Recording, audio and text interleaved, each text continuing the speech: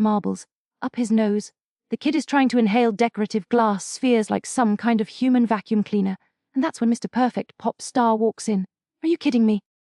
Please, it's called an inciting incident. A rather visceral one, I grant you. We are for anyone just tuning in through some cosmic error, attempting to discuss The Hot Mess and the Heartthrob by Pippa Grant. Attempting is right, because this book, I swear, Pippa Grant must have hidden cameras in my sister's house. Except for the part where Harry Styles walks in, that definitely doesn't happen to Donna. Unless Harry Styles is now delivering pizzas part-time, is he? I should call Donna. Focus. The premise involves Ingrid, a single mother and bookstore owner perpetually. Shall we say, besieged by life, and Levi, the global music sensation who apparently remembers her from a concert 8 years prior and falls for her amidst peak domestic chaos, which, frankly, strains credulity even more than your theory about the Great Gatsby being an elaborate metaphor for competitive hot dog eating. That theory holds water. More water than this Ingrid character holds together her life. Goldfish crackers in her hair. Pepperoni on her shirt. This is an hot mess. This is a biohazard warning. And Levi sees this walking disaster zone, complete with a kid trying to give himself a marble lobotomy, and thinks, yeah, dream girl. Perhaps we could analyze Ingrid's character beyond the superficial detritus. She's an ex-army veteran 3 tours. There's resilience beneath the cracker crumbs.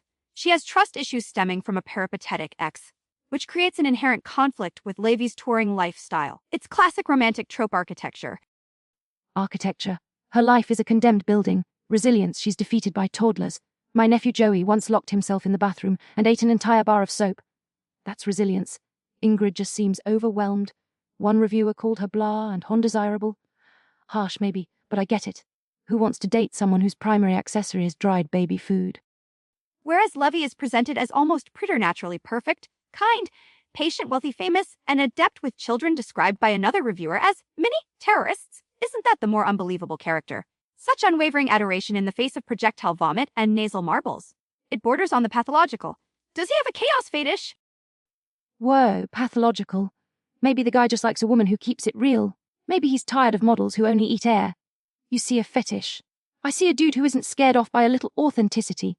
Or maybe he's just researching a concept album about suburban moms losing their minds. That'd be dark. I'd listen to that. And the kids, don't get me started on Hudson. Forget diagnosis, that kid needs an exorcist and maybe a helmet. The children are central to the plot's momentum, or perhaps its constant interruption. Reviewers seem sharply divided, either finding the relentless kid-centric chaos hilarious and relatable, the so-called ovary-busting moments, or utterly exhausting and detrimental to the romance. One poor soul declared, "Is it possible to be exhausted by a book?" I felt that every time things get steamy, kid needs juice, or stitches, or bail money probably. It's like coitus interruptus, the novel. And don't forget the real star of this show, Skippy, the drunk squirrel. Ah yes, Skippy, a narrative choice that certainly exists. Reviewers seem charmed, one even stating, "You cannot go wrong with a drunken squirrel." I remain unconvinced it wasn't merely a fever dream, induced by the sheer volume of chaos depicted. Unconvinced. The squirrel is genius. It's the furry, booze-addled heart of the story. It represents, the unpredictable nature of life. Or maybe just the author having a laugh, probably that. But is the book good? Look, some people did not finish this thing faster than I ditch a salad bar. Called it juvenile, kids horrible, said Ingrid was undesirable, ouch. Yet others highlighted the entire book, wept openly, and declared it their favorite. The dichotomy is fascinating. It speaks to the subjective nature of comedic timing and tolerance for, well, mess. One reviewer, possibly overcome, typed Helen with laughter instead of howling. Perhaps Helen was laughing. Helen, Helga, whoever.